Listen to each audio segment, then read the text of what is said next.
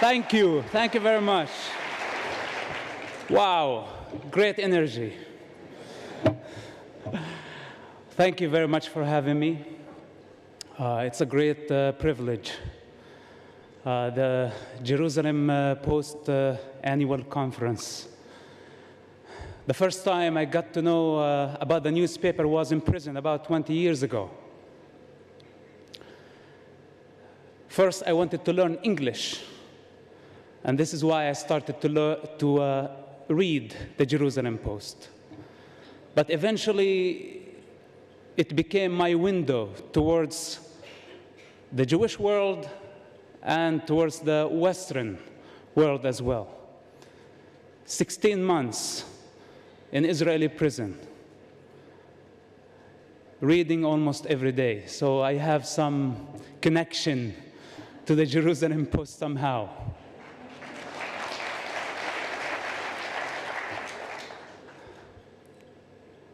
I don't know where to start, but you can use your imagination of the son of a top Hamas leader, and what in the world is he doing at the Jerusalem Post annual conference?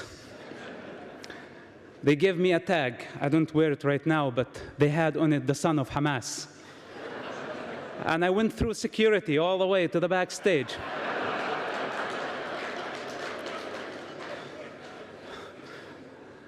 You gotta trust them, guys.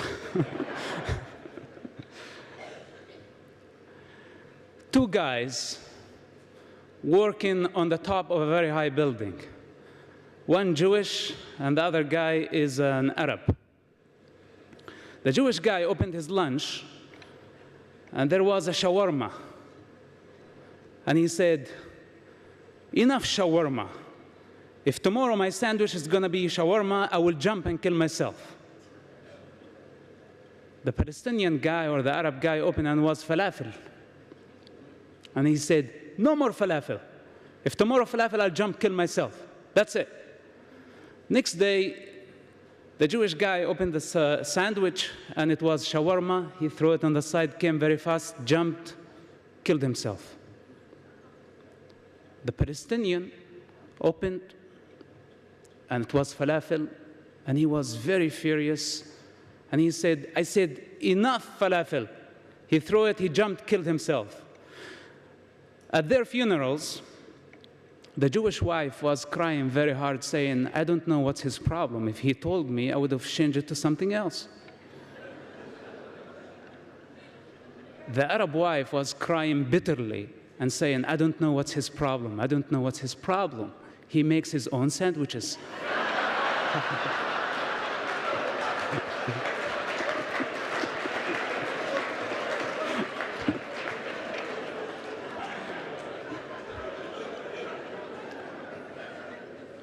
Okay, back to the story. It's very hard, to encapsulate a human journey, a human evolution in any form of language. Rather than English is not my mother tongue, but I try as much as I can. Truth at those heights cannot be conveyed in any form, actually. Not a movie, not a book, not a speech. We cannot reduce ourselves to words that cannot defend themselves. And somebody is going to take this speech, take it out of the context, and serve maybe some Palestinian agenda, eventually. This is how it works. People don't see things for what they are. But I'm sure that some of you, at least, will understand where I'm coming from. At some point, I was paid by the Israeli government, by the US government, by the Palestinian Authority, and by Hamas organization. I was working for all those guys at the same time. So today, if I speak with the authority of experience. It's not from the books. It's not a second-hand knowledge that I got from somebody. I don't represent government or politicians. I represent myself. I am an individual. I am not an organization. And I don't like to take sides. because I don't belong to nations. I don't belong to the crowd. I have transcended this long time ago. But the Jewish nation is dear to me. And when I see nations unifying against the Jewish people, it hurts me. Because at some point, I thought the Jewish people were the enemies of humanity. I thought that they were the enemies of our people, the Palestinian people, until I came to experience what the Jewish nation really is. Through intelligence service, through witnessing the true democratic model in an ocean of darkness, the only light in the Middle East. And I wonder, people here in the free world who think that they are free, unifying against Israel, attacking Israel, isolating Israel, boycotting Israel, BDS and all this hypocrisy. Of course, hypocrisy coming together with political correctness, because it's the same. Two faces for the same coin. In the Muslim society, I witnessed a woman who sent 5 of her children to die in suicide bombing attacks, one after another. She would put the explosive belt on them and bless them and say, "Go kill the Jews," to gain respect in her society. This is hypocrisy. My father disowned me because he's a hypocrite. On a personal level, he's a loving father. But when he puts the Hamas mask that he cannot exist without, he's a monster, he's something else. And this is the problem with that society conditioning. That if you take individuals on the side, they're just human beings like us. Any of us could have or have been brought in that environment, would be conditioned in the same way. The human condition does not differentiate between an Arab or a Jewish person. But the collective mind of the society is representing something. It's representing an ideology, a culture, a state of consciousness that calibrates in darkness, that calibrates in the 7th and 6th centuries, ruled by tribal lust for power. It have not changed, or it has not changed. Muhammad, and I know that I've been told by people here not to say this, so it does not look like the Jews are going against the Muslims. But we cannot fool ourselves. There is an Islamic problem. Al-Qaeda, Hamas, Hezbollah, Islamic Jihad, ISIS, Boko Haram, all of them are killing by the name of Allah.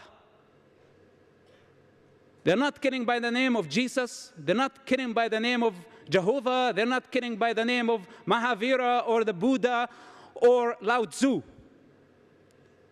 They're killing by the name of Allah. There is an Islamic problem, and I think humanity needs to stand against this danger, because this danger is not only against the state of Israel.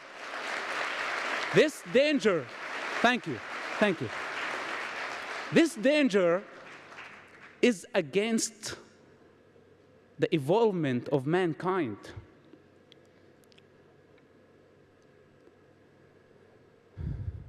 Political correctness. I don't know if there is any CNN reporters or representatives here tonight. You know, political correctness, when my friend invited me to his wedding and he asked me to wear a tuxedo, and I thought it was a Speedo for a second. There is a big difference, right?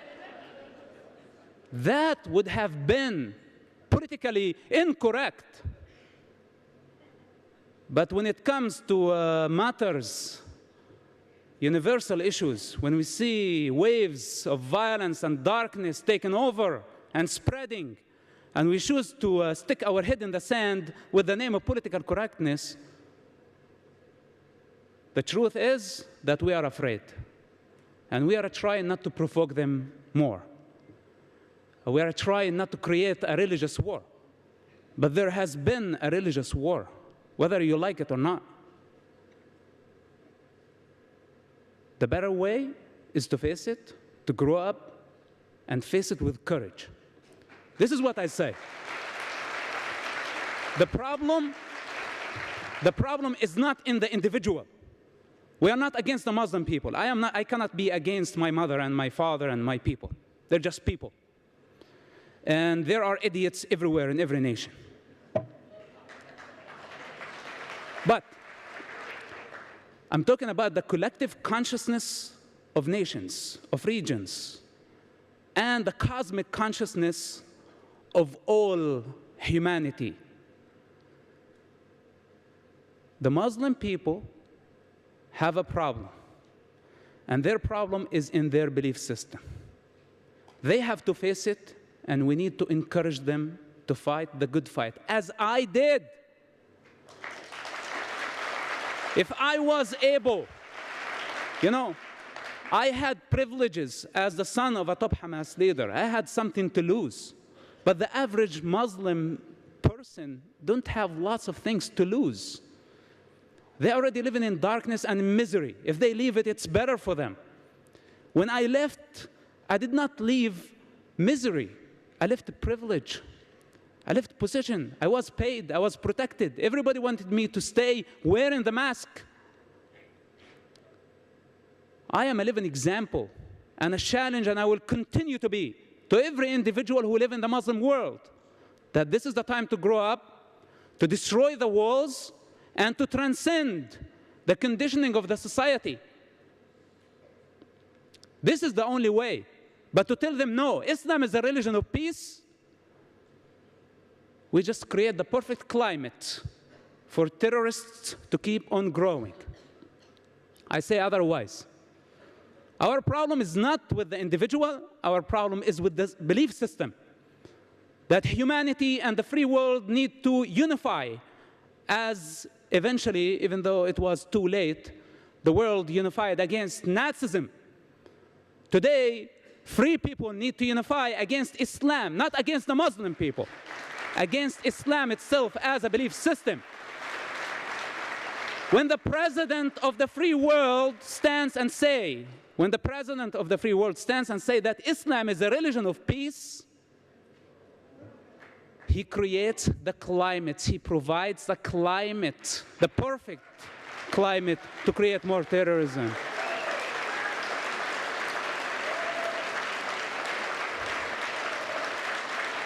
I hope that my message does not come across. I don't want to create more chaos, but there is no other way. I wish I could be more gentle to represent this issue. But I've seen death, and I came from hell, and it's very dark. What is the alternative for Israel and for democracy, or for the American Constitution? It's the darkness of the 6th century. This is what's the alternative. I don't believe that there is any system, including the American Constitution, that can solve the human condition or help the individual to integrate to a higher state. I believe this is up to the individual. But the difference between the 7th century environment and democracy, that the individual has more room and more peace or peaceful environment to grow. I experienced it myself. When I was in Ramallah, I was only able to practice Islam.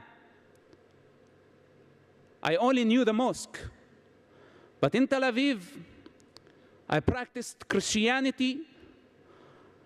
When I was a Muslim also, I practiced Islam in Jerusalem, the capital of Israel, where the Jewish people are not allowed to worship at their Temple Mount.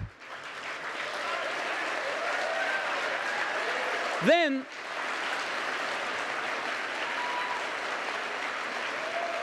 bunch of hypocrites called BDS come and compare Israel to the racist regime of South Africa. How can you compare? If it's the capital of the Jewish people and the Israeli government are not allowing the Jewish people to worship freely in their capital, on their holiest site, for political correctness, not to offend the Muslims, and give them that kind of freedom. How can we compare this to that?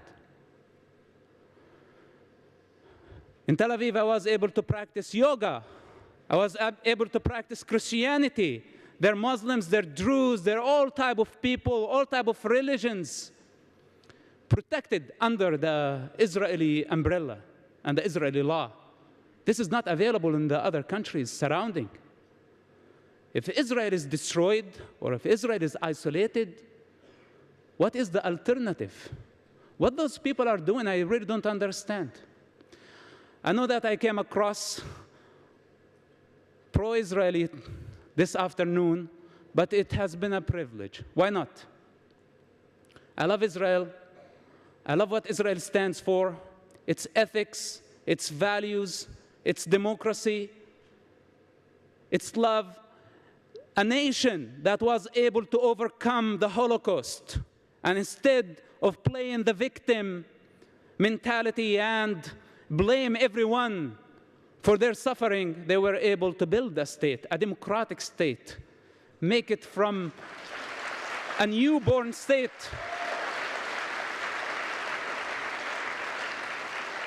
to an advanced and completely developed state in less than 25 years.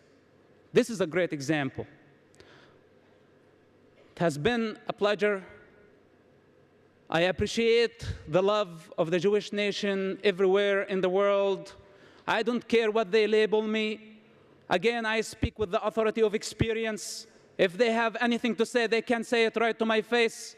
If they have the courage, but I doubt. I would like to conclude with another joke, if you don't mind. Well, I take the advantage, and this is a Jewish crowd. Let's make a joke about Jewish people. So this Jewish guy,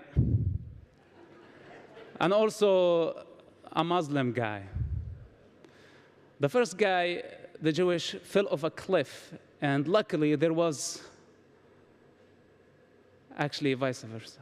The Muslim guy fell, and there was a branch, and he was hanging on the branch. And he was screaming to God, God, help me. Then he heard a voice from the cloud coming, and he said, son, let go. Just let go, trust me. And he let go. The guy fell, his bones were destroyed, and God said to him, you idiot, you shouldn't listen to me next time. You learned your lesson. And a Jewish guy fell, and he was hanging on the branch.